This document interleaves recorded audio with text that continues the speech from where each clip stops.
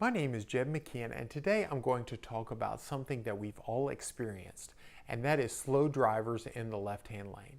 So you're going down the interstate and you experience someone driving much too slow in the left-hand lane, and you're thinking, this lane is only for people who are going quickly or passing someone. Why are they in this lane? And there's actually law on the books in Tennessee to address just that issue, and it is actually called the slowpoke law.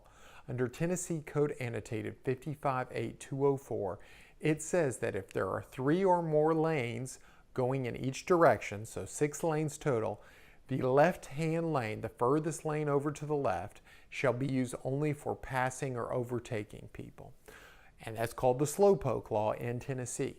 Now, most interstates, unfortunately, are only 2 lanes in each direction, but if they are 6 lanes total, then an officer can actually give someone a ticket, charge them with an offense for violating this law. It's a Class C misdemeanor, but it is only punishable by a $50 fine.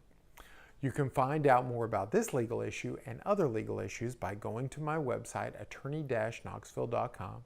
You can find me on Facebook and Twitter. You can also view my other YouTube videos.